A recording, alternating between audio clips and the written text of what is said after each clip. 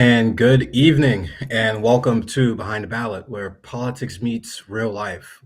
We break down state and federal issues, showing how policy shapes everyday Americans.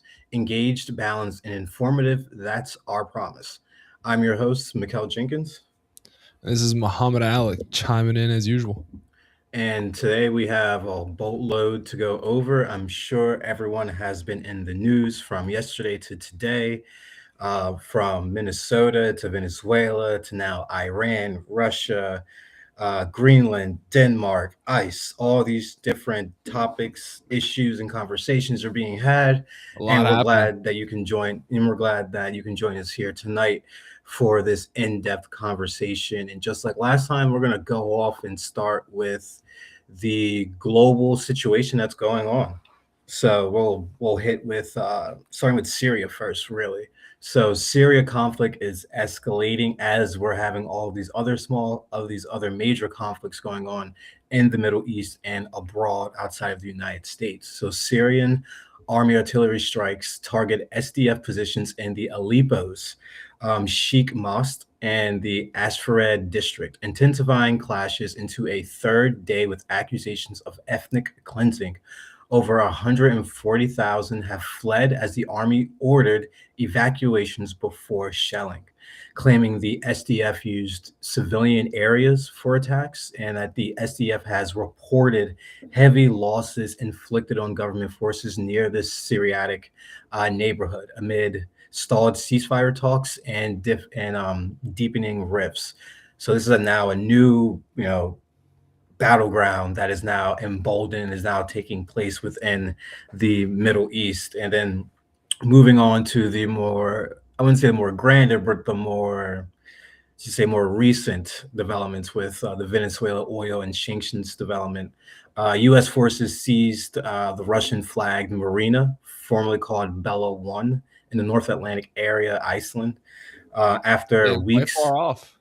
Yeah, pretty far off. And after it was apparently a week or 2 week long pursuit, shadowed by a Russian submarine. So us, the United States, we were looking to capture that flagged ship because it actually had the sanctioned Venezuela oil that they were trying to sell, that they were trying to bring back to Russia, which we were not going to allow to happen.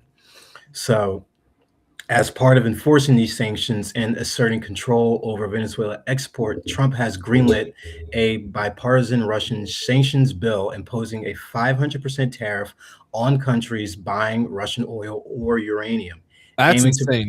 yeah, 500%. 500%. And so, earlier in our, previous episodes, we were talking about how India was now a big importer of this Russian Venezuelan oil. So I'm sure their eyebrows are raising I mean, are raising. I know India said the United States was like, "Hey, you guys need to stop buying Russian oil." And then India said in reply, "Well, if we can't buy Russian oil, we need to buy Iranian oil because Yeah. Iranian oil because it's the only oil that is readily accessible for us based off our infrastructural needs." The United Yep. States is like, "Oh, that's not our problem." I'm like, "Guy, it's India. It's not like this is, some like small poor country. This is one Yeah. the third largest economy, I believe, in the world. This is the second largest populated country in the world. Yeah. Like it's insane how they've It's been trying to strong arm these massive countries. I'm like, do you think this is gonna get them onto your side? Like they're already allied up with each other. That's what BRICS is. Yeah, literally. It's literally what it is. They're gonna team up with each other, and it's once I get past the Venezuela part, it's funny that any of our listeners who have ever actually played video games, Call of Duty, Black Ops Ghost, I believe. Actually, I think Ghost and Black Ops 2, the timelines that they're in talk about literal events that have literally just happened. Like there's a mission in Black Ops 2 where you actually go to Venezuela and you kidnap a head of Venezuelan state. And that came out in I think 2013 when Maduro just became president. And I think in Ghost you have them it's the Russian flag marina situation. They go Really? in. I haven't Yeah, played Ghost, so I don't I even haven't know played them that. either, but they were just coming up on my feed, and I was like, it's crazy how right they get it sometimes with these game developers, and especially with as in recency with all of the Call of Duty games as well. But sticking on to the point, Senator Lindsey Graham, the war hawk that he is, announced the approval of this plan of the 500% tariffs, targeting nations like China, India, and Brazil, funding Putin's war. And on Trump's post Maduro strategy is going to include U.S. oversight over the sales of this oil to lower domestic prices to try to get it to $50 a barrel, inviting American firms for reconstruction. However, there has been hesitancy from these companies to want to go in and do this reconstruction until there is an actual full fleshed out plan. Now, one funny piece about this is that actually, I know we were talking about the photo of them during the operation, this, that, and the third. Yeah. There was one person that was not there. Who? And the Wall Street Journal reported that Tulsi Gabbard, the Ah, director of national intelligence, was sidelined from the Venezuela operation planning and was instead seen posting social media photos of herself on a beach in Hawaii while these final preparations were being made. So she was completely left out of the picture. The national intelligence director, mind you, well, I director want of to national add. I intelligence, want to just add. I wonder how insane. much. I want to add how. I wonder how much of this was her saying like, I'm aware this is going to happen. I want no part of it because I don't agree with it. Yeah, Or I wonder how much of this was her vocally saying she doesn't want to be part of it because she doesn't agree with it, and then Trump saying, "Oh well, okay, we don't want you here then." Because what we saw earlier in the year with Tulsi Gabbard was this is around the Iran strike when Israel attacked Iran and the United States also attacked Iran. yeah, The United States, I mean, Tulsi was very against it. She was like, "There's no, yeah, I." According to our intelligence sources, American intelligence, Iran isn't close to having nukes. They're at least a year plus away. Whereas yeah. Israel's saying they're weeks to months away. They've been saying that for 2 decades at this point. And it's like based off what our own intelligence knows, this isn't something that we need to do because the reason for it is invalid. And then Trump just said, "Oh, well, we're going with the Israeli intelligence on this one. Yeah, So don't care what you think." insane. Yeah, Again, yeah, literally insane. choosing Israeli intelligence over American intelligence. Insane. And we're gonna get Like to what is this? Yeah, and we're gonna get to Israel. Don't get me wrong, because Oh my god. before I hopped on, I actually was able to get to home 20 minutes earlier than normal, and able to go through the Twitter sphere and really start digging out some news for our listeners. And actually, one thing that's the most disturbing thing I think that Netanyahu has ever said, and I was actually sharing this with my girlfriend, and I was like, he said, I'm trying to find it right now. There Basically, he said okay, here it is. He says he claims that 40,000 American deaths are equivalent to just 1,000 Israeli deaths. So if you ever want to understand where you sit, what's your position, how these Israeli Jews feel about you, that statement alone can pretty much sum it up for you. yeah. 40,000 American deaths are equivalent to just 1,000 Israeli deaths. And the What are we thing is, talking like, about you here? could argue, like, oh, maybe he's just talking about per capita stats, but let me check that out. I want to see because that's Yeah, at about a 34 times rate of the ratio there. I want to see if America has 34 times as many people as America does, and then because as like I said, if that's how he's basing it off of, then like I can see the kind of why he said it, but it is so insensitive and bad to yeah, say. it's completely insensitive. Of course, my dog's pooping. I'll get in this. I'll get it after this Iran section. Yeah, United States has about 35 times more people than Israel. So maybe that could be what he was talking to. That's But like definitely just what it is. But but like just in the the context of where you're phrasing, like yeah, the right, where phrasing. his like where their standing is in America and young America, it's like why would you even go out your way to even say that like that? You could have put that in totally different context than the way that you actually put it out there. And then wanting to move on, looking at the biggest of news today, really, is the Iranian protests and economic measures that have been coming out. It has been absolutely insane in Iran right now. There is about, I think, 25,000 or about 50,000 almost people around that range protesting now in Iran. You have Kurdish terrorists also there within the state, within the country, sorry, helping these protests and inciting these protests.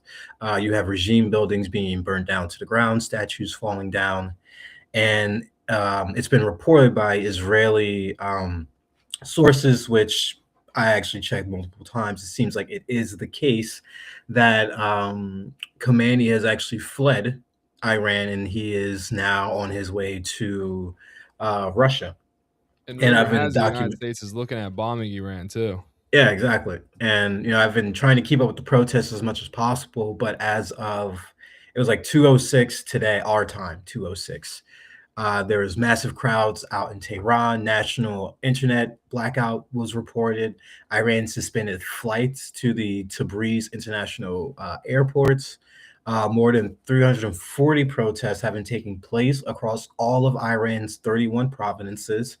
Iran's human rights group says at least 34 protesters and two security officers have been killed, with over 2,000 arrests reported. And then multiple Iranian state and semi official media outlets are reportedly down or facing outages. And then, as I was saying, about 25,000 people are protesting currently in Tehran. And as I was on my way home, actually, I was seeing that they have been making their push towards the Khomeini's residence. So Yeah. that kind of gives better context as to why he would want to get out of Iran and move to Russia. It's more of a safety precaution measure, realistically, and they would probably take him out of his residence, string him up, kill him, do all these horrific things, and now he's going to avoid that by going to the safe haven Moscow. I'm pretty sure that is what Mossad did. Bashar Al-Assad. al-Assad. Bashar Assad, yeah. al-Assad did. Yeah, Assad, he did that in Mossad, so Syria. similar. Yeah, Yeah, the he went Syrian over leader, there. that's exactly what he did. He fled to Russia. He's enjoying a nice life where he Yeah. doesn't have to do anything and he gets catered to by the Kremlin. Yep. So, Yeah. we're going to be seeing, I mean, even now as we're talking, news is developing even more about what's going on in Iran. I think overall, we already know what this is going to lead to, a new individual coming in to replace Khomeini if he has officially left. And actually, Donald Trump has said that he is not going to say, doesn't want to meet the Crown Prince Reza Pahlavi. Mohammed, you can check if I'm saying that right, but of Iran. So he's the second. He's the I number am not two. Iranian, so I can't. It's perfectly Just fine. because Perfectly I'm fine. Muslim, MJ, doesn't mean I We know try. We every try. language spoken by Muslims. We try. Racist. But he said he was not going to meet with the crown prince because it would be inappropriate. And instead, Trump wants to see who emerges naturally as a leader for Iran. So we will see how that goes, and we will be sure to keep you guys updated, whether it is with a new episode or whether it is with behind the headlines as well.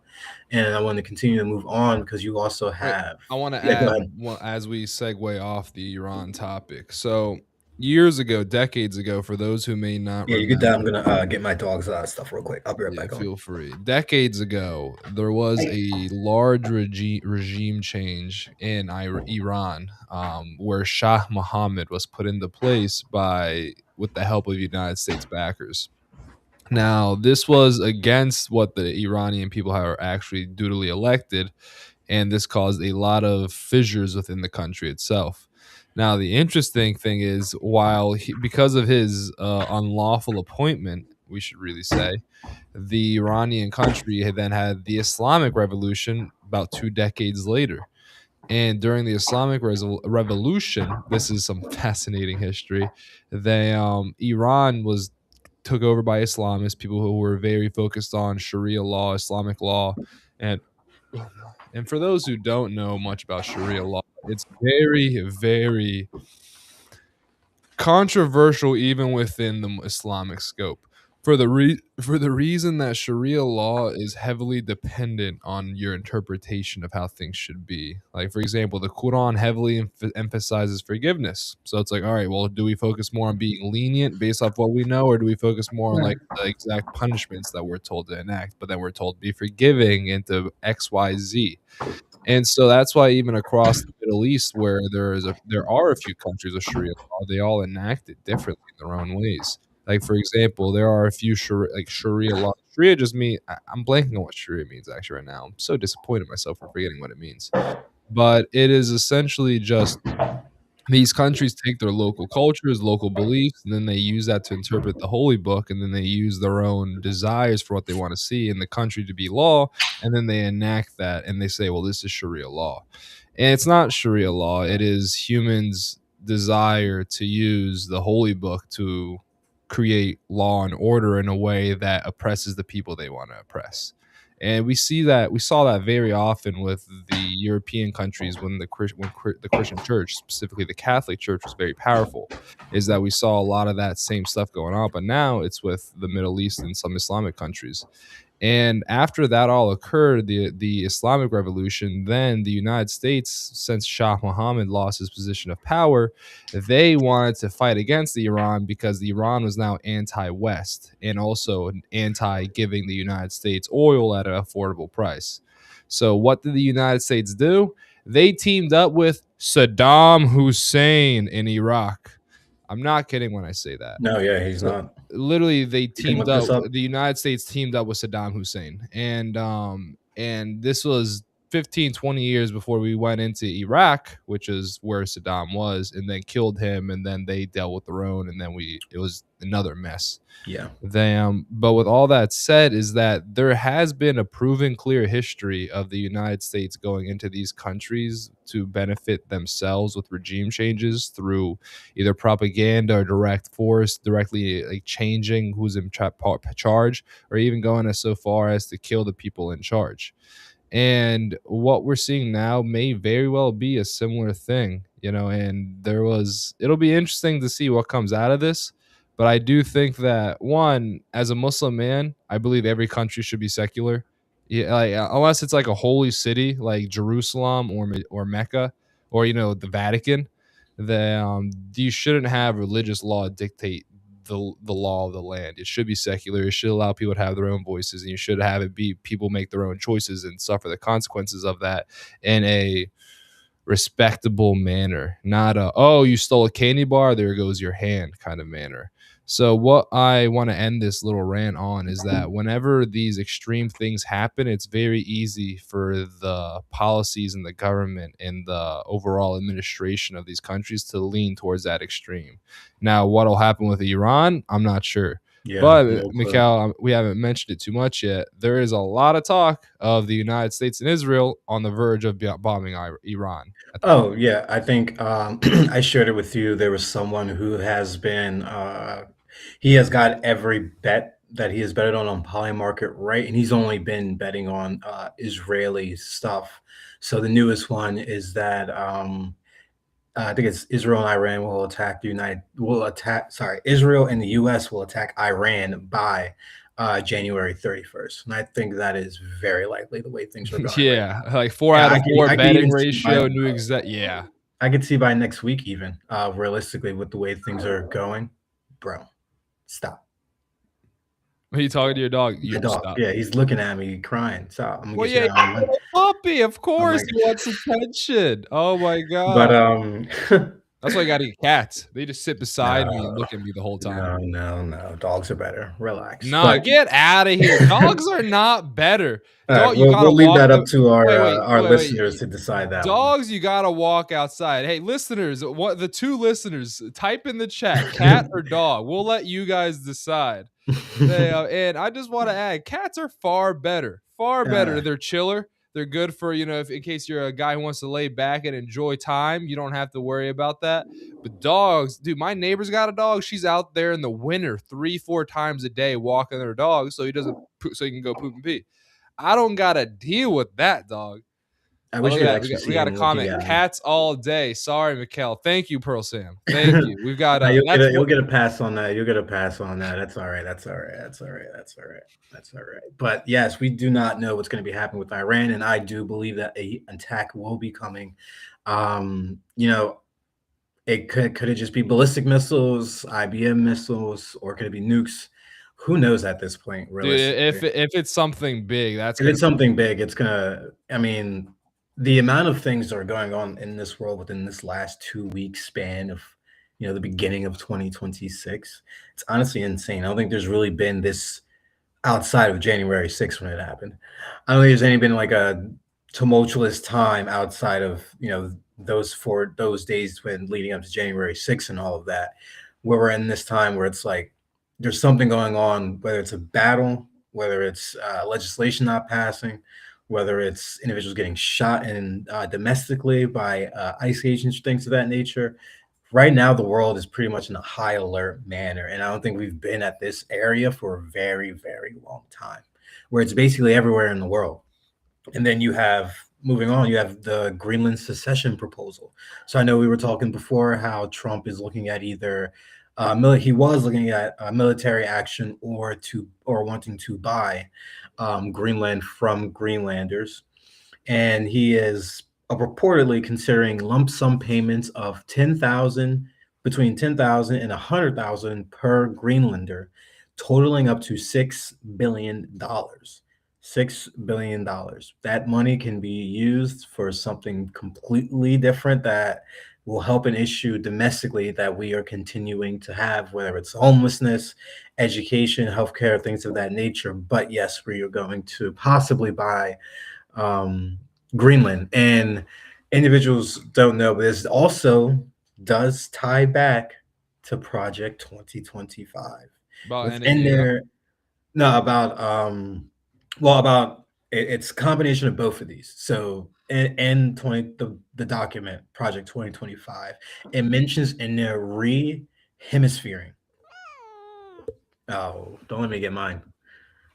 Your dog's gonna bark. My cat meows cutely. If you want to bring him No, on. he has a cute bark. But it was called re-hemisphering, basically. So I think Donald Trump was on this imperialist run to make sure that the Western Hemisphere is only controlled by the United States. That's why we're having this, you know, capturing of Maduro and settling in Venezuela. Now looking at Cuba, different other North American countries, Mexico as well, as we did report, and now looking at Greenland as well. So he's looking at these countries and states that it's for protecting Americans in the best interest of Americans. But I just can't simply put two and two together when he has stated that he is going to take the funds that, well, all the profits from the oil and the companies and the restructuring of Venezuela, and that's going to go into an offshore account. Do you not understand this? An offshore account. The president is going to put this money that's supposed to, quote unquote, benefit the Venezuelans as well as the Americans, but it's going to go into a offshore account. I just can't fathom how moving the money there is going to better suit Americans and or Venezuelans, which obviously it's not going to. Until we actually see it fleshed out, we'll see what happens. But this is the early critiques on it. I don't think that I don't, I mean, that's going to be laundered somewhere. It's I going to be mean, laundered somewhere. absolutely. This is the thing I'll say, and this is a big reason why I've met a lot of conservatives who talk about we should cut spending, and I heavily agree with them on it. I even know somebody who's close to me, like their father's a very knowledgeable man, and Like like just he's cut like spending across the board or for a just in certain general, area. like the government wastes money. We need to cut spending. Like even things such as, for example, the VA. It's just about how some people get overcovered for shit, other people get undercovered, and then you get the VA with all their administrative benefits that go beyond the actual cause of what they're supposed to be doing, and it just lines the pockets of the people who work in the VA, not the Yeah. people who are supposed to actually be getting the benefits. Yeah. I was going Now, to for a say, lot of people who may not know this, but there is a quite a bit of charitable organizations where more than 90% of the funding that goes to them doesn't actually go to the cause of what they're doing. For example, oh my God, I'm blanking on it right now. I had one off the top of my head, but it would be like major organizations like Food for the Homeless, just yeah. stuff like that. The ones when you go to the grocery store that you see pop up on on the card pad, the ones that the United States government is giving money, the ones that have enough money to make commercials, all of these kinds of organizations, they are all always spending more of that money on themselves than what they're attributing, saying that they're fighting for. And so when I see the government say, oh, well, we should cut money to these organizations, I'm like, yeah, I agree. But then, as you just said, Mikkel, when it gets talking about like, of how we're gonna, the room of possibility for corruption and fraudulent spending and behavior, the government will say like, hey, we're getting rid of fraud here, and they'll pop up fraud right where else. And it's a very easy like carrot in your face tactic. Well, we've seen that heavily with every president in a long time, but especially with the Trump administration, talking about things like we need to cut down on illegal immigration. Then we have people literally getting murdered in the U.S. citizens literally getting murdered in the street by ICE. And it's just a perfect example. We've got Doge saying, oh, we're here to cut the bad spending. And then they get rid of programs that are fairly essential to a lot of American things, such as medicine research and more. And then we've got them giving $1 billion contracts to Boeing to help out Israel. You know what I Yeah, mean? it's insane. $20 billion to Argentina, but then we got to cut cancer research. We got Yeah, another 20. We got bailouts because of the tariffs for the farmers, but we don't need that money for can't child cancer. Like, what do yeah. you mean we don't need that money for child cancer? Like, and it's just an example of, like, they'll say one thing which isn't a bad idea, and then they'll do that exact thing while also accomplishing the opposite. And it's just a game of smoke and mirrors, and it's extremely frustrating. No, it is extremely frustrating. And come here, buddy. No, he's not. He's playing too much. Whatever. But yes, I think it's completely insane what's completely going on in the way that the Republicans have governed themselves across these past 12 months, realistically. And staying on the global side of things, there was a lot of hacking that went on the last 2 days. I don't know if you know this, Mohammed, but I have not. the Anonymous for Justice group claimed they hacked into Israeli database laboratories and chemical schematics, exposing technology allegedly used in civilian killings, publishing files with officer and scientist details. Meanwhile, the Iran-linked Handala threatened major disclosures, including doxing high-tech professionals with 30,000 bounties and compromising Telegram accounts of officials and leaking unclassified documents. An analysis shows breaches limited to apps, not full devices via session hijacking. And then, so we're going to see what's going to be coming forth from this hacker. What is being used on these civilian killings? Because I think a lot of people have some questions on. Because when I read this, I was like, all right, well, I wouldn't even have thought this was information that Israel would have, or even the levels that they would go to when it comes to killing civilians, files, scientists, and all those details as well. But it's really going to be interesting to see what all those documents say in these coming days. And then wanting to round in to Russia. So American officials are bracing for a potential Russian show of force in the next few coming days, possibly in retaliation for the U.S. seizure of the sanctioned Russian flag oil tanker marina in the Atlantic Ocean, which happened yesterday. Tensions between the United States and Russia have risen sharply after the operation, with Russia condemned as a violation of international maritime law. And most recently, actually, Donald Trump has stated that international law is not bound by him. The only thing that will stop him is his morale and his own mind, and that's taken word for word. So the anticipated Russian response may involve projecting power in areas of U.S. influence, such as the Caribbean, through increased naval deployments for escorts or presence, and then potential transfers of advanced weaponry like the Oshrik missile to allies, including Venezuela, or military exercises to demonstrate capabilities.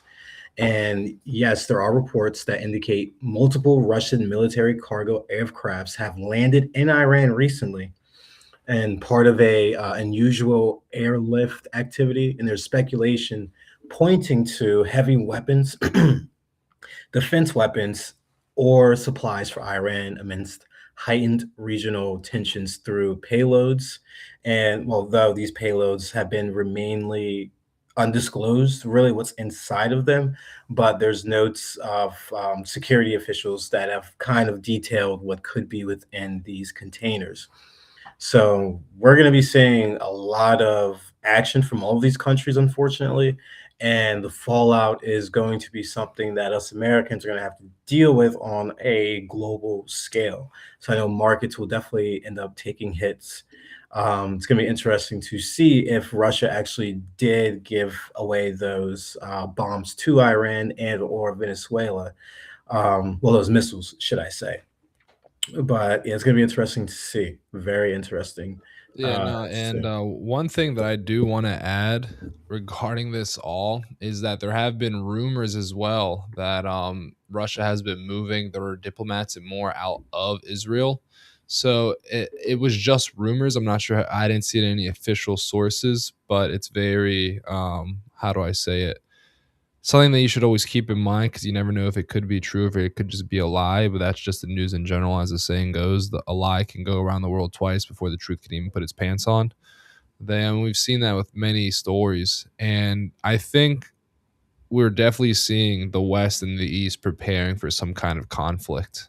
And I'm nervous, but I hate to say excited because excited, like insinuates a form of happiness regarding what's about to happen, and I'm not happy about what's about to happen. No. But more so excited as in I'm aware that I'm seeing history in the making. Yeah, You know what I basically, we mean? really are. Absolutely history in the making. And it's important to slow down and think about what's happening today and stop focusing on tomorrow and the past and just think about what is happening today and where are we going in this world. And what we're seeing today, what we've seen, hell, the last 24 hours have been hectic. There's a quote that I really like. I believe it was from a former Soviet Union politician, maybe even Lenin. Actually, I think it may have been Lenin, but it may have been like a Michael Scott, Wayne Gretzky situation where he was just quoting somebody else who originally said it. I think it was actually, but Yeah, I forget the original sayer. And it was that in life, decades can happen in months, and months of life can happen in decades. Meaning that your entire life, the world is life. Your yeah, entire life, the world's entire life can go so long, 30, 40 years, like nothing happens. And then 3, 4 months occur, and you have just changed your entire life because something has just happened that maybe you didn't expect, that maybe changed your view on life, that maybe just completely changed the circumstances of your life that have made you think and view things differently. And that's yeah, the same way with the globe. We can have these situations going on right now. For decades, it was just, America bombing the Middle East passively. We chilled out after the initial invasions of 2000s. The 90s and the 80s and the 70s was also just a lot of American proxy war in the Middle East. But now we're seeing America get very involved in all this. And it's a bigger question of where is this going to lead?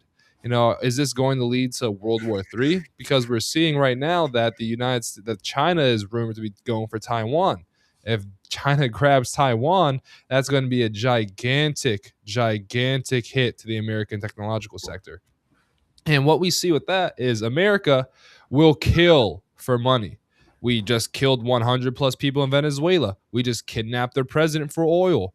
And people who think this might not be for oil, President Trump has literally said, "Yeah, we're going in there. We're going to we're going to work with the oil companies to get all the refineries set up and more." This is not only about money; it's about a power flex because China gets massive amounts of oil from Venezuela. So we're really seeing these power plays where the saying decades can happen in months occurring now. And decades are absolutely happening in months right now oh, because without a doubt. the United States hasn't invaded South America since Reagan in the Contra era. Yeah, literally. And we'll get to the political stuff because there's a whole bunch we're going to go over. But excuse me, we will quickly go through some economic and legal issues, aspects, insights for you all before we get to the grander political side of things. So I know Mohammed was mentioning of China. So with all this going on in Venezuela, and as I was saying before, China gets between 70 to 80, has gotten before 70, 80% of the oil from Venezuela to China. And now Beijing has directed Chinese tech companies to temporarily halt orders for NVIDIA's H200 AI chips while deliberating access conditions, aiming to balance U.S. imports and boosting domestic semiconductors. Despite high demand from firms like Alibaba and ByteDance for over 200,000 units each, Ooh. approvals may come this quarter for select commercial uses amid U.S. China tensions. You NVIDIA know, is ramming up. Mhm. I was gonna say it'd be very interesting to see if China changes their opinion on this. I don't know if they will, but it's hard to tell. I don't know enough about Chinese internal politics to be able to confidently say what they'll do. Wow, just looking at the two things that have happened that they've done, they've hacked the congressional email system for all the staffers. So they have all of that information. And then now they just now this came a day after that happened. So Yeah. it's looking like a pattern of something, but I just don't know what yet. But NVIDIA is ramping up supply with 82,000 GPUs expected by mid-February, but the pause discourages a buying spree. So China is, I think, looking to potentially gear up to take Taiwan, as we've said. The two most probably important countries on there for their resources, Venezuela and Taiwan. One, United States not as Venezuela. So now I think that the Chinese Communist Party will be taking Taiwan just And in response to what we're doing in Venezuela. absolutely. And I wonder how much of this was Washington slash the president's admin knowing that China was planning on moving on Taiwan, because like about a month ago, actually, before the Venezuelan invasion happened, then I was reading a report about how the United States confidently feels that if we were to try to defend Taiwan from China, it would overwhelmingly lose. Because we discussed this a little bit on the last episode, but that's like if China tried to come over here and take take Puerto Rico from us. That's logistically just impossible. It's right Right, beside us. They'd have to bring so much of their military over here just to try to fight in a foreign land that they're unfamiliar with, that we are extremely familiar with. China controls that area like we control our area, and just literally, like nobody could come over here, try to bomb us and mess with us. We can't go over there and mess with and bomb China. So I literally. wonder how much of this was the United States knowing, hey, China is about to make a move on Taiwan. We've got to do a power grab here, and Venezuela is our perfect opportunity to do so. Versus how much of it was, on the other hand, us doing Venezuela power grab and then China saying, "Oh well, all right, we're gonna go for Taiwan now because of this." It's Right. or what I would love to know what's happening in these back rooms, Oh, so would I. I would love to right? be in these back rooms. To be a fly, if the walls could talk, you Yeah, if the know, walls can talk, if the walls can yeah, talk, the walls can talk. And then as also Mohammed was saying, kind of chiming off his intellectual rant that he was having, not I didn't want to call it a rant, I couldn't find discourse that he was having. The US job market trend, just want to sprinkle that in here as well, because we haven't talked on really job numbers and things of that nature on the economic side of things since we've been back. But US job openings have dropped to 7.1 million in November, the lowest since September 2024, and second lowest in 5 years outside that month, signaling employer caution amid tariff uncertainties. As we know that tomorrow, the Supreme Court will be taking up Donald Trump's tariffs. So we will find out whether or not they are going to uphold them or going to strike them down, and he will have to pay back importers millions of dollars. Um, but the hiring has been slowed down to a 3.2% rate with the integration of AI and other uncertainties. As I was saying, this is the lowest in over a decade, excluding the pandemic, with a 0.91 openings per unemployed person. So this is the fewest since March 2021. And layoffs decline as firms retain workers, but mid-sized businesses account for most of the drops in postings. So it's getting rougher and rougher out here in the job market. And I remember oh even yeah, before Trump became president, I remember someone had told me, with him as president, you are most likely going to just want to keep your job for the next 4 years. That's yeah. stability. Just keep that job for the next 4 years because you have no clue how this market is going to be. And that is clearly what these numbers are accurately showing right now. And I want to also say this: that aside from those job stats, the blue collar jobs have also been going down, which is a Oh, big also indicator of recession. terrible. The last time blue collar jobs have been negative was literally the Great Recession back in 08, Yeah. 09, and that's currently happening now. And to go further from that is that what we've seen from this administration hasn't been very worker friendly movements, to say the least. And we've really seen a big move on tariffs and then repealing those tariffs for certain companies that have found their way to be able to get into the president's good graces, or more appropriately, into the president's pocket. And what this really just means is that it's a pay to win system where the people who can't pay the tens of millions to hundreds of millions to win are now just in a situation where they're losing. And that's why in the past year or two or so, the stocks that have been really dominating the stock market have just been the top 10 AI chips, AI companies, Nvidia, Yeah. Facebook, tech Yep. companies. The United States economy is all tech now. Literally. And I believe I saw a stat that if you took out those top 10 companies, the stock market hasn't really grown at all.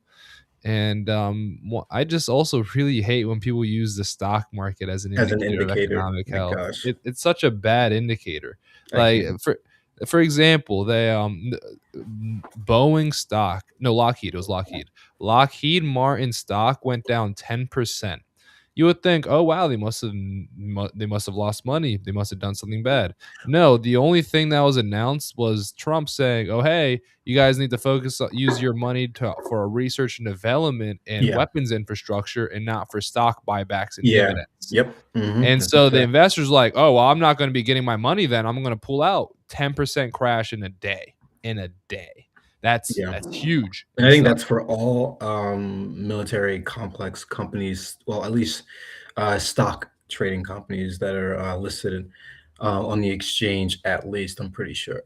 But that's basically all of them. like, But dude, I love the company that I work for, but they spent like more than $100 million in stock buybacks. You know what I sheesh. mean? And then the ironic thing is, if they would have waited like a year to buy the stock, they would have been able to get a lot more bang for their buck. But it's also like, how do you predict the stock Right. market? Well, Yeah. you can. That's what literally what some people's entire Yeah. jobs are, is You predicting can. the stock market. There's ways to do it. But There's point being definitely is ways. that I thought to myself, I was like, clearly they have this money. This is a big company, but not, definitely not some of the biggest in America. It is a publicly traded company, and they're doing this extent of stock buybacks. And I'm like, what if this money went into other things? What if it went into employee benefits and salary? What if it went into improving the infrastructure in the cities they live in? What if it just went into other things that could benefit the company that weren't stock buybacks? And I fully agree with the argument that far too many companies participate in their own stock buybacks that allow them to kind of just get in a cycle of, well, we're going to make money, then we're going to buy back our stock more. So there's less on the market. So there's less supply. And if the demand stays the same, then the price will go up because we're not selling because it's our stock and more. It's all just a fancy numbers game that people really just try to derive their entire try to base the country's entire Yeah. financial health on. And it Right on. is such a poor way of looking at things. And anytime I see a president, any politician say, look how good the stock market's doing, that we're winning so much. And I'm like, dude, we've got people, overdoses are up 5x over the last 25 years. Salaries are not keeping up with housing prices. Housing prices are completely out of reach of the middle class. Not only that, the minimum wage hasn't gone up in years. Don't get me wrong. Like, I'm not going to say the federal minimum wage needs to go up, but I will say that states should absolutely be increasing their minimum wage. I mean, Florida is a New good Jersey example of just this. went to 15 this Yeah, year, just Florida went up to 15 like a year or two ago, and you which would is think, oh, not that's a conservative adequate state. Yeah, I was like, that's a to. conservative state. Why are they going up minimum wage? It's because it's this thing that states should be taking care of, not the federal government. Because let me tell you something. $15 in Florida is a lot different than $15 an hour in Alabama. Mm. And it's just you And New can't Jersey apply. too. Tell you Yeah, that. and New Jersey as well. You can't apply a blanket solution to these things, and it's just frustrating when people try to use the federal government to force these blanket solutions. Yeah, I And agree. I hate when people try to use basic metrics to determine how healthy the economy is when it's really just more complex than that. Yeah, I completely agree. Completely agree on that. Completely. And then when I move on to, well, Mohammed, great segment on that there. And then when I move on to the legal section, we have three pieces for you guys here today. Little continuation on the fraud investigations with not Tim Walz, but with actually Gavin Newsom. So, federal prosecutors in California's Central District have indicated real estate executives have indicted, real estate executive Cody Holmes and Stephen Taylor for defrauding homeless programs like Home Key, and they're getting charged for embezzling millions of personal luxuries. So, U.S. Attorney Bill Esseley warns more arrests are imminent after oncoming massive fraud by following the money, with the task force involving the IRS and FBI already yielding results. Holmes, who's 31, faces fraud for shipping 2 million for siphoning, 2 million, while Taylor, 44, is charged with inflating property values in a flip scheme. And moving on to the Supreme Court, as we've been Yeah, I'll be stating right back. for the last 2 days, that the Supreme Court is tomorrow taking up the Trump tariff. So we will see the decision on that, and then we will also have the Voting Rights Act, which will be coming in the upcoming months. So the Supreme Court appears to be poised, as we've been saying, to weaken Section 2 of the Voting Rights Act in Louisiana v. Callius. So potentially allowing GOP-led states to redraw maps and determine up to 15 Black majority House districts, boosting Republican chances for 2026 control. However, election deadlines may delay impacts, preserving protections and long enough to hinder GOP gains. Conservatives may rule possibly against racial discrimination in redistricting, aiding Republicans in a 19-seat gain. But the decision's timing could maintain the status quo just for the midterms. So, depending upon when this decision is struck down, whether it's in the first quarter or the last quarter, it really will depend on how the states can retroactively add that decision and process it through for their redistricting efforts, because it's going to have a lot of implications if they do strike down. Well, if they at least weaken that Section 2. As I said, 15 Black majority House districts are up, and then the Republicans will get a plus 19. So this is obviously because, as we've been saying leading up to the new year, Republicans are scared. They know they are down in the Oh yeah. midterms. They know they are down on the issues, even up until this day currently. Donald Trump even said earlier this week, if we don't win the midterms, I am going to be impeached. And I actually did read something that Democrats actually they would look to impeach Trump and Vance and remove them from office to instill the Democratic speaker, depending upon if That'd Johnson. be crazy. That I would was be like that. crazy. I mean, I think there's something on Polymarker that says about him not being president by March. No. Wait, I want to add this. This is kind of I don't know about batshit crazy, but this is interesting to me.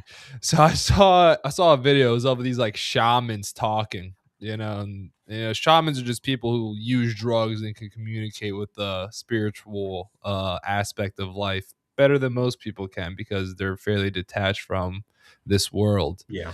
And there's a belief in Islam, which I fully agree with, that as time goes on, the closer we get to the end days, the more people will be able to see the future, and not in a sense of like, give me a crystal ball, I can see it, but more so you get these. It's what people would call deja vu. But some people are able to interpret it and understand it better than others because they spend time learning about it and thinking about it. And these people said two things: that Venezuela will get invaded by the United States in 2026, and that Trump will get a grave illness in 2026.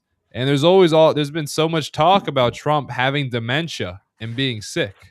So It makes sense I know how I, he's been I as I know this is erratic a, as a he is. slightly off Like, topic and not based in factual logic. I just thought that was funny. I was like, huh, the yeah, guy does have dementia, man. Like it's Biden got bad cancer at the very last year of his term. You know what I mean? yeah. Anything can happen. Anything can happen, especially at that age. And I know we don't want to not bring up this topic because it has not been brought up by some time, given the global domestic things that have happened in the world. but people still need to keep their eyes out for these Epstein file documents. That is still of that should be the number one thing of still importance on people's minds. I guess Venezuela, Iran, Russia, Greenland, all these things are distracting your sights from the this son of a bitch. Talking to your dog right now. Yeah, he's biting the carpet. Stop. Biting the carpet. See, my cats don't do this. My cats Cuz don't do this. You know what my cats do? My girl cat will scratch the crap out of my couch. well, yeah, he Yeah. scratches the couch, but he's literally like 3 months old. Yeah, I Like know. he's He's probably literally teething. he's He's gonna yeah, be biting a lot of yeah, stuff. he's teething. But Mhm. as I was saying, damn, I forget what my thought even was. I forgot what my thought was. But with the Epstein files, yes, that's what it was. So as we've known, Massey and Ro Khan, who we have been trying to have on this podcast, I'm still actively reaching out to their staffer. But Massey and Khan are asking the Southern District of New York judge to appoint a special master or independent monitor for the Epstein files. So this comes after the DOJ said it still has more than 2 million documents to review. And mind you, that deadline was December 19th. So technically, excuse me, Pam Bondi can be held, I think, maybe in contempt of court or Congress, one of the two.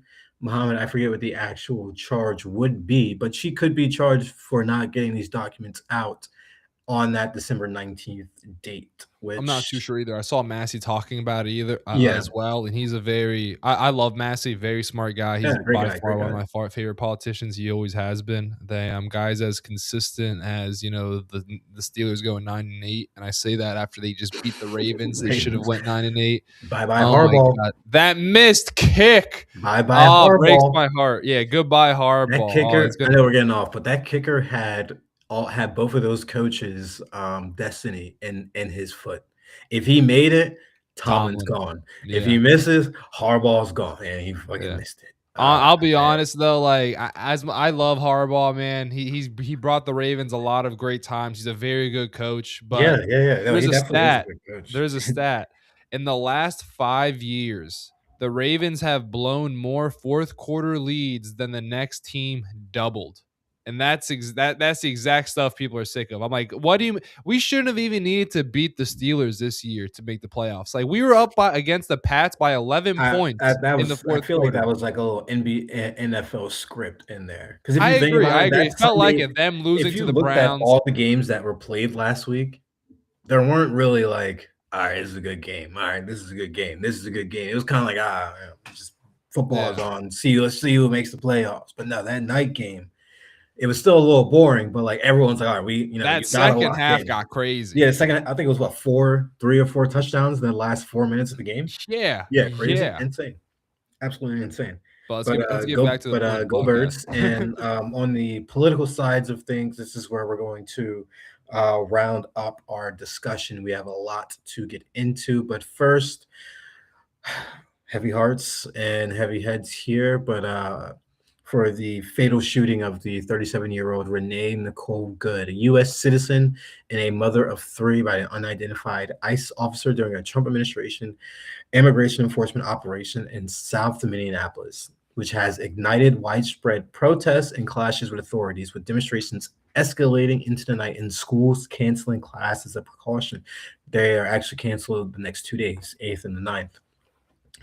Governor Tim Walz has prepared the National Guard amid calls for peaceful protests, while Minneapolis Mayor Jacob Frey accused ICE of recklessly using power that resulted in somebody dying, demanding that federal agents leave the state. He actually said, "Get the F out of the state." Um, and then Homeland Security Secretary Kristi Noem defended the shooting, actually called that woman Renee Nicole Good actually a domestic terrorist.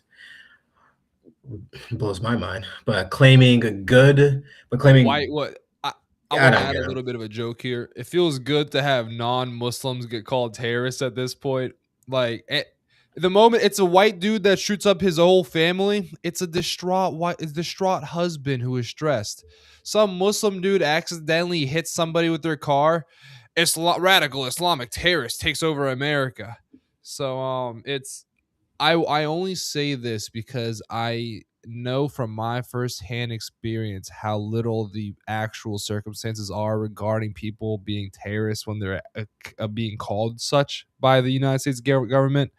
And so to now have the United States government call a literal U.S. citizen who is just driving their car a terrorist, I feel like people are going to start looking at this, even if it's 2% of America, you know what I mean?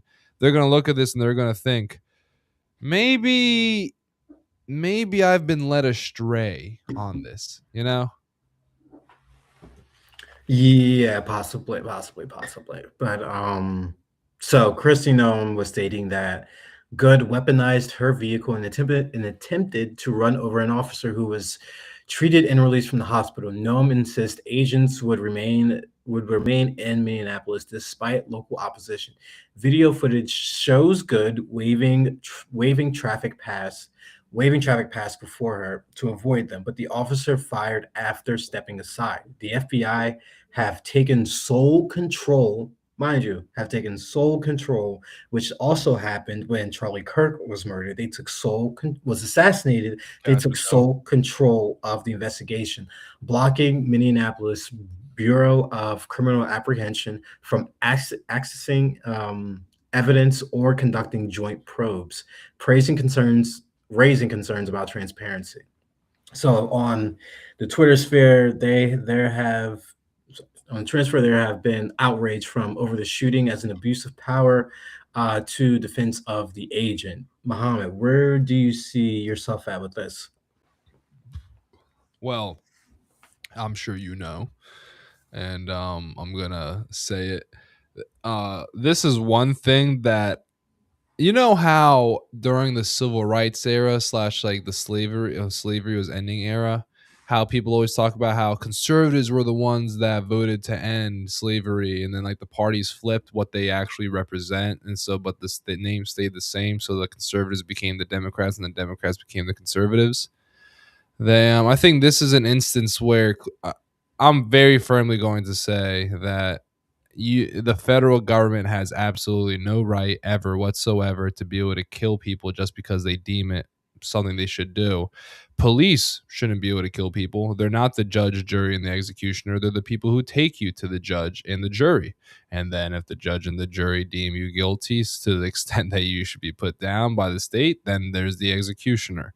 But the federal government, the state government, federal law enforcement, state law enforcement does not hold that right to just murder people because they feel it's necessary. And Yeah, that's where the big argument comes up of, oh, well, their lives were in danger, their lives were in danger, which I'll admit is a fair argument for when it's actually truthful and honest.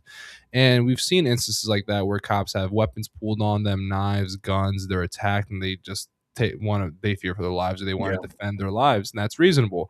And that's the argument we've seen Christy Noem and Trump put up today with this woman being murdered.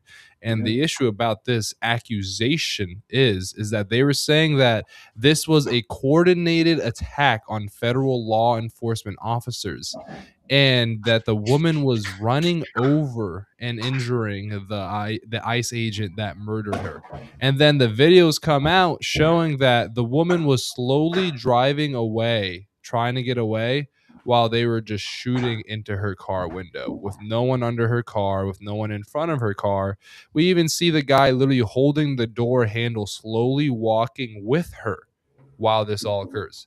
So that argument that this is for the self-defense of the ICE agents is complete bogus. oh, And it's completely something that we bogus. see all the time. The US government, any government, is more than happy to lie about what needs to be done for them to achieve their goals. Were you It's talking like, oh about what hey, Christy Noem said? yeah, you Oh, can repeat it. about yeah, I'll only say like a snippet of it, but if you yeah. know more about it, I just said how she said that this is a planned attack against the ICE agent that he got run over. So I was hearing that she had said that the agents were like behind her car, trying to push her car out of the snow, this, that, and the third. I'm like, but like my reaction to it all, I saw the video when it all happened. I was just like, I mean, I understand that she should not have been in that situation regardless. Don't get me wrong, but it's tough because you look at the way that the I always look when I'm looking at the video, I look at the wheels and see where they're turning realistically, because that to me points to intention. The way you have your wheels turned is going to intent where you're going to turn your car realistically. So from the video, it seems like she's turning her wheels to the right. She's like she's vertical, and they're both, and everyone else is, all the cars are, sorry, she's horizontal, all the other cars are vertical passing her. The one car stops, she waves them off, the other car stops, and then she tries to pull off with the cop in front of her, tries to turn her wheels to the right, and yes, that cop was right in front of her, I think left tail light, I mean left headlight. So that's when he opened up and started firing. Do I think that it should have been right at her? No. They could have shot the tires out at least, or just let her go. She was not an individual that had anything to do with what was going on in that situation.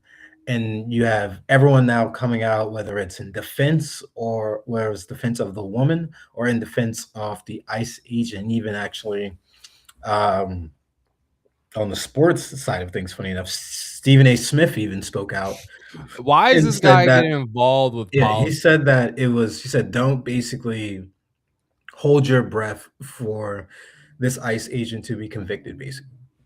Excuse me. Basically saying he's not going to get convicted of what happened, and that he had reasonable um, he was reasonable enough to, well, what happened was reasonable enough for him to pull out his gun and shoot that woman, which I don't think is right at all. The At death all. of At anyone all. in that manner, mother of a Christian, mother of two, who now Christy Noam is calling a domestic terrorist. It's like, how far are we really going to go when it comes to glorifying our military and not sticking up for our domestic citizens in a sense? Because this could happen anywhere in the United States, but it Anywhere. unfortunately happened in Minneapolis. And not to mention, apparently, it was 4 blocks from where George Floyd happened. Really? Yeah, apparently it was like W- literally blocks away from where the George Floyd shooting happened, which I'm like, Minneapolis has been through a lot because they had that Jewish shooting, I'm pretty sure, was in They that same state. So they had they the have been going riots through too it. after Yeah, the George Floyd. riots too and Yeah. everything. So I commend Tim Walz, Jacob Fry on their speeches and comments yesterday. I feel like this is going to turn ICE on its head, and a lot of people are going to start to see this level of immigration enforcement for really what it is. It's a sham, and it is a scare tactic, as we've seen completely. Going into neighborhoods and completely putting them in disarray and distress, and then you have situations like this where a U.S. citizen is now dead, a mother of three children that no longer have their mother. So that is a sad situation, and we will continue to update anything legality wise that continues to happen with this, because we know that it is important, and we want to make sure that you guys are staying up on these issues. Now moving to the Venezuela War Powers Resolution. So today, the Senate advanced a bipartisan war powers resolution by a 52-47 vote to restrict President Trump's ability to use military force in or against Venezuela without congressional approval. Following the U.S. raid that captured Nicolas Maduro, 5 Republicans, Rand Paul, Lisa Murkowski, Susan Collins, Todd Young, and Josh Hawley. I'm kind of surprised about Josh Hawley. He was a He's an he's, actual he, he's like yeah, I an was gonna say actual he's, modern conservative. yeah, I can see that. They joined Yeah, he's they joined all Democrats, making a I like rare Holly. rebuke. Right? Yeah, I could see him being that, and making a rare rebuke and paving the way for a final vote. Trump has outlined the long-term U.S. role, indicating a post-Maduro oil strategy to exert control over Venezuela exports, with plans to lower U.S. oil prices to $50 a barrel by acquiring a marketing PDVSA crude through American companies like Chevron. Venezuela has pledged to release political prisoners, but uncertainty surrounds the U.S. approach, with Tim Kaine emphasizing the need for congressional oversight before escalating involvement. And basically, at this point, you start to think, what's the use of Congress with this Yeah. president? What Yeah. is the use of Congress? They are not I'm able to glad they rein had in his this power. war resolution. Very glad they did. So am I. But you know what he said about it? President Trump declares the War Powers Act is unconstitutional, stating He it says totally. that. Yeah. So Oh listen, my listen. Let God. me. I kind of went a little deep with it, but he says it totally violates Article 2 of the Constitution. So this echoes a long-standing executive branch objection that the 1973 law improperly restricts the president's commander-in-chief authority. The measure ultimately seeks congressional approval for future hostilities, but no Supreme Court has ever has ever invalidated the act, leaving its constitutionality debated and unresolved. So technically, it's on shaky ground. Now, what is everything I'm going to say? Supreme Court will most likely take up this act next. After the tariffs, after the Voting Rights Act, this will be the next thing because now that will give Trump even more expansive powers if this is shot down. And hopefully, just like the tariffs, which were illegally done, hopefully they understand that what he's doing is being done illegally and has to go through Congress and hopefully shut that down. We will see and we will keep you guys updated. But then, as the House and the Senate passed that resolution just recently today, Trump vetoed that resolution. So even as Republicans were rushing to his defense, even though some of them voted for the resolution, a lot of them started backing him up once his resolution ended up getting passed. It's ridiculous. It was unanimously voted on, and now Republicans are going to re-back him up over these claims that the resolution is null and void and unconstitutional. It's like, how far are we going to go to where panhandling to this president and Congress is just basically a geriatric home where individuals just get a check at this point? Because it seems like they're not able to accurately articulate what their constituents want and as well what the Constitution stands for. It's a change that will probably come with a new generation that will get voted into Congress. Hopefully, individuals that we will have on this podcast. But you really do see how they stand up straight, but as soon as Trump says something, their spine shrivels. So you're really seeing the loyalties of this Republican Party in that they are not constituent-based loyalties anymore. They have not been No, for they're the past 12 months. they're not loyal to the Constitution. They're not loyal to their constituents. They're loyal to Nope. the money. They're loyal to the man who can make them lose their jobs. You know what I mean? This is 10 seconds of ranting.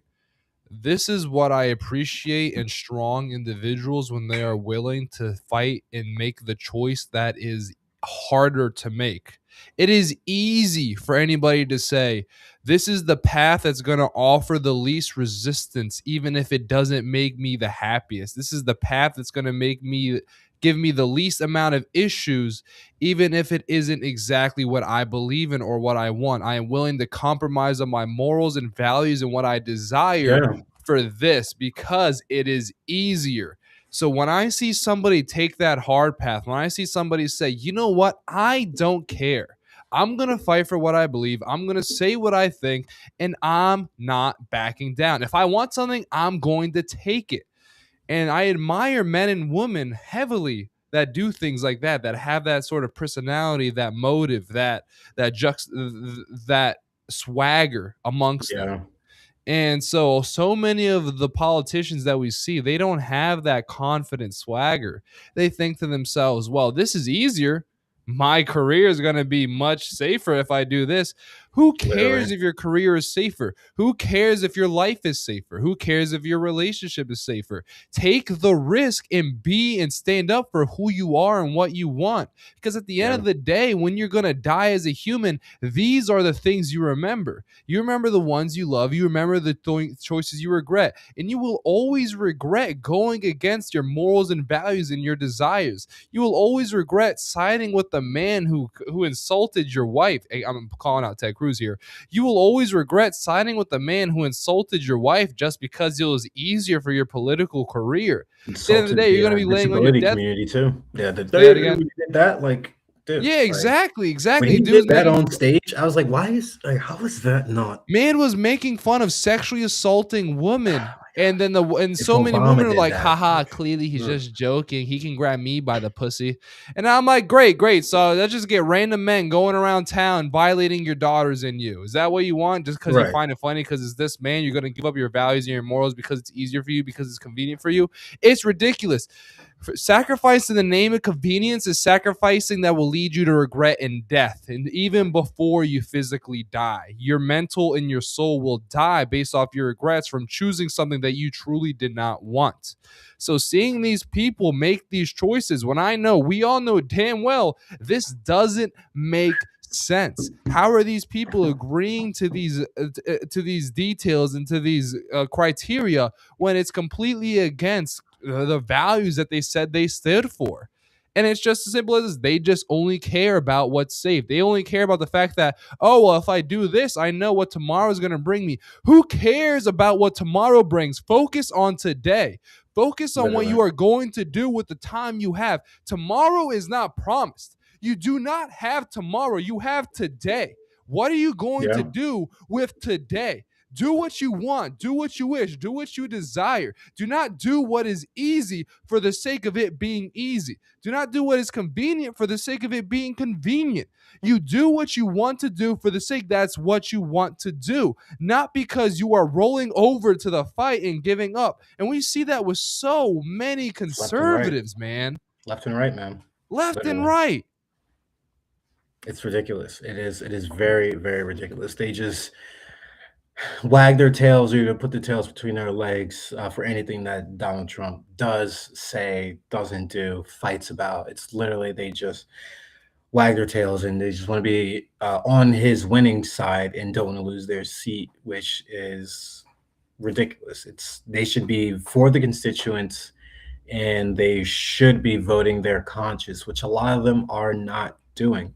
And I want to continue to move on and kind of going into some ICE training and operations just for our listeners here if they do not know this. But ICE agents undergo only 47 days of academy training, shortened from That's less five than months. cops. Yeah, it's That less than is less cops. than the police. Less than cops, shortened from Wait, wait. 5 months under the Trump administration's to meet deportation goals, eliminating Spanish courses and reducing instruction on immigration law and Fourth Amendment protections, raising concerns about preparedness amid incidents like the Minneapolis shooting. Over a third of recruits failed basic fitness test in the rush to hire 10,000 officers has led to extreme failures and leadership reshuffles, with critics arguing the abbreviated program running 6 days a week or 8 weeks compromises enforcement quality, which I can completely see.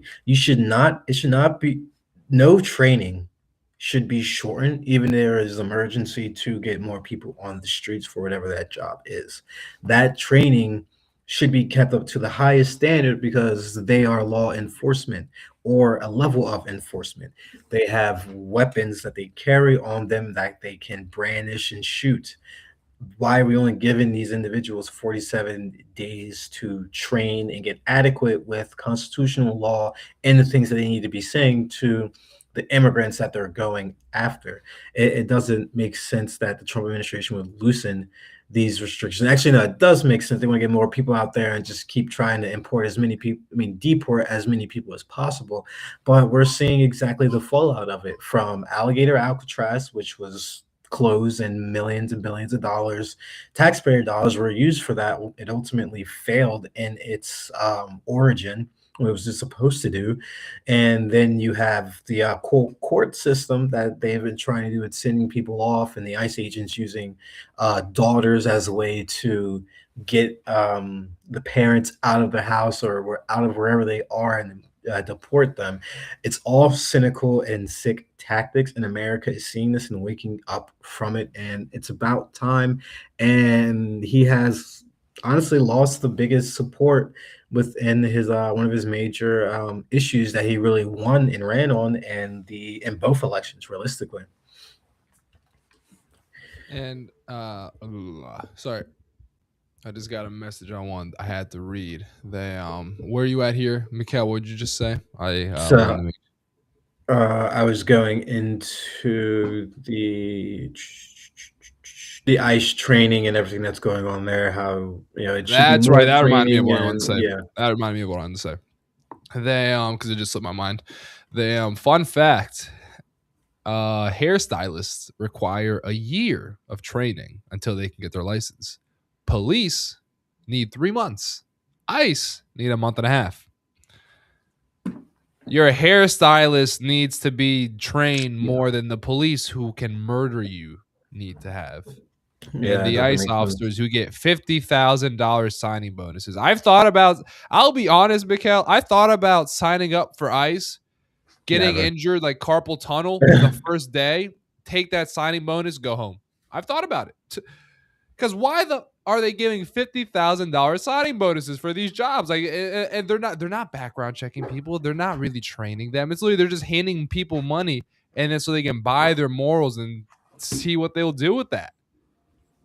Right. No, no, exactly. They just buy morals left and right depending upon what it is. And then wanting to get to our last section with some domestic initiatives and some just congressional updates. So with the ACA Oh, subsidies, 9 Republicans joined Democrats to advance a 3-year extension of enhanced ACA subsidies via a discharge petition, bypassing Speaker Johnson to revive tax credits for 22 million Americans amid midterm pressures. Around 5 o'clock today, actually, the U.S. House passed the bill renewing Obamacare healthcare subsidies for 3 years, with 17 Republicans voting, voting with Democrats. So you were also really seeing Republicans break from that block and wanting to vote with Democrats to pass actually very benefiting legislation. Because who knows, the Republicans may not have, if they may not have even brought this bill up if those 17 Republicans even wanted to try to move this bill. Speaker Johnson probably wouldn't even have brought it up, as we've talked about the other day. President Trump said he's uninterested with healthcare anymore. So it's like if he wasn't the one to start this whole charge and trying to dismantle Obamacare, would we still just have that policy in place and just would have had the ACA subsidies already extended in the like before the new year if he just might have said that he wasn't interested in it anymore? It's just crazy to think because he ran on it so hard and his first term, basically saying it was a broken system, but he has put forth no better plan besides just extending the ACA subsidies. So they've had many years to put together a plan, and we can clearly see they are very, very, very, very far from it. And then on the congressional sides of things, where we're going to end off at California Republican Rep Doug Lamalafa. La- Lamalafa. I might be saying that wrong. I'm I not think you're saying it more correctly than I would. Lamalfa. Lamalfa, yeah, I think a 7-term rice farmer. Yeah, 7-term rice farmer in LA and Trump ally Who died. farms rice in California as a I don't know. congressman? This man just owned a farm with illegals working on it. Like, let's be honest here. Regardless, he's an individual that passed, but he died at 65 from a medical emergency, narrowing the GOP House majority to 218 Republicans, 213 Democrats. A special election is required, with former Senate President pro temp Mike McGuire announcing his run for the redrawn Democratic-leaning seat. White House Press Secretary Kerry. Oh, this was another thing I wanted to say. White House press secretary. I don't know if you saw this, Mohammed. It's a little Polymarket thing that we can end off with. But White House press secretary Carolyn Levitt abruptly ends her briefing at 64 minutes. So this sparks insider trading accusations in prediction markets, with gamblers alleging manipulation for bets under 65 minutes. So on Polymarket, yes.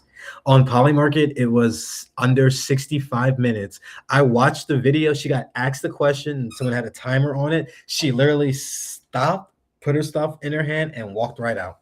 I was like, and mind you Bro, that's that insider. and That is mind you that insider. the journalist that was talking about the whole Minnesota stuff, Minnesota, he had a Poly Market sweatshirt on. This is crazy. I'll be honest. There's that meme Like, of that African politician, and he's like, oh yeah, yeah, yeah, I cannot stand for corruption, but if I am part of that corruption, then I will defend it. yeah, yeah. That's And literally that's all exactly I'm what thinking this of is. right now. Like, I couldn't imagine that she literally. I'll send you the video over Twitter. Diabolical. It's Oh my! completely I didn't know it was diabolical. When that I saw bad. it, yeah, it was no, bro. It was literally like, I think it was like 60. It was like 64, like 8, like with 8 seconds before it got to 65, and then stopped immediately. I was like, wow, wow, wow, wow, wow, wow, wow. But that is the That is the. I wonder if she had money on it herself as well. That is just so funny to me. That reminds me of the Israeli insider that we were talking about oh earlier, where yeah, yeah. I mean, they're like, "Oh, I it's still just." might hedge that. I don't know. I He's tell you pretty. He's what, been man, pretty right. I'm about to place a bet on Polymarket that I know all about. Like, this reminds me of when there was the WNBA Oh debacle yeah, going on yes. right When now, they where were they're like, throwing what's going to the be women's showed up movies. on the Yeah. yeah, what's going to be on the court the next game? And people were like, well, I'm going to go to the game. Right, I'm going right, to be the right. one to I'm do gonna it. have it in my jacket. Yeah, exactly. And then I was like, dude, this is genius. Like, with the amount of, I will add this. It makes me sad how much young men in particular have been falling to sports betting and betting in general, and have been getting addicted to it. It's actually an issue that plagues a lot of men. I believe the stat was about 20%. But golly, man, like I'm ready. I'm ready to take some risks and sell some morals if it means I can go flip some money. And I Yeah, understand it's so insane. much why that's so controversial, because I'm glad I haven't done that yet. But if you told me that I could go to DC, place a bet on Polymarket, hey, odds of somebody taking a dump on the White House lawn, I'd go and I'd take a dump on the White House lawn. You know what I mean? I Right, make you my can use money. that money that you win to bail yourself out once they come and get you. Exactly, and then I'd be known forever as the guy who took a dump on the White House lawn. That's a political career for a Gen Xer right there. Like, oh, this guy he Literally, really gave it to Trump. He took a shit on his lawn. You know, literally. Now, that would be pretty funny if it happened. But it would be. It would be. as always, to our listeners, thank you for tuning into Behind the Ballot, where we keep politics engaged, balanced, and informative. Stay curious, stay critical, and please stay involved. I'm Mikkel Jenkins, and until next time, keep looking beyond the headlines and behind the ballot. Thank you guys for listening. This is Muhammad Alec. God bless America. God bless you all. I hope you have a good day. Remember, be bold. Do not be afraid. Life is not worth living in the shadow of fear. Life is worth living in the light of liberation, everybody. This is your chance to make a difference. Every day is the day that you define yourself. We see people sell their morals, sell their values, sell their desires for what? Safety and complacency. That is not who we are as Americans. Yeah. We are hungry. We fight for what we want. We desire and we go for our desires. We want a free nation. We fight for that. This is we the people. We the people. And I believe in all of you, my good Americans. Thank you all for listening, and I hope you all have a good night. Want to end off with one good quote by my favorite president, FDR. Only thing we have to fear is fear itself. Everyone have a Perfect good night. quote. Only I tell you what, MKL, after growing up and realizing just to the extent of fear of how it can dictate and ruin people's lives, I've realized so much how powerful that quote is, Oh yeah, because it's it's true. two sides. It's fear as in actual fear, like the fear you fear, the fear that you feel. Sorry, the fear that you feel. Sorry, these words are so close together. You're But fine. it's also fear and also the acronym of fear: false evidence appearing real. So you take it two steps at a time, and make sure that you just stand up for what's right, stand up for yourself, stand up for your morals. Just as the great Netflix show House of Cards, Kevin Spacey, vote your conscience, vote your district, and don't surprise me. Forget that last part, but make sure you vote your conscience and vote your district. Once And again, yep. we're not endorsing Kevin Spacey by any Not means. endorsing Kevin Spacey. I'm just endorsing the show. It's a great show that will Great teach show. you about how that's probably as someone that's worked in government at the state level, I would say that's probably the closest TV show that gets into that leads into a little corruption, little dramatization, but it's pretty close. Pretty close. That and West Wing are pretty relatable. West Wing's a little older, I would say, obviously, but House Yeah. of Cards is way more, especially now, especially now, way more relevant. Actually, I may have to watch that back up because we just got Netflix, so Oh, might Miss have to. Testa Wilty saying thanks. I tell you what, I love when people comment because I'm like, wow, people are listening. Thank you, Miss Testa Wilty, for listening No, to dude, these we two have random young men ranting and talking about the life that we know today. yeah, we Thank you, appreciate Pearl you. Sam, for taking my side about cats being the best. Listen, next time next time come on the live, I'll show you my dog, Now, and next time, get your girlfriend in we'll here tell you what's so gonna she can happen. comment that dogs are the best. Maybe that'll help you out next time. Get some We'll insider see. voting. We'll see. But everyone, once again, as I always say, keep looking beyond the headlines and behind the ballot. We appreciate you all for listening, and also look out for a potential collab, something coming soon. Not going to put any details out there about it now, but looking at some good stuff in January and this new year. So we hope everyone has a great new year, and we will catch you guys back on Tuesday. Take it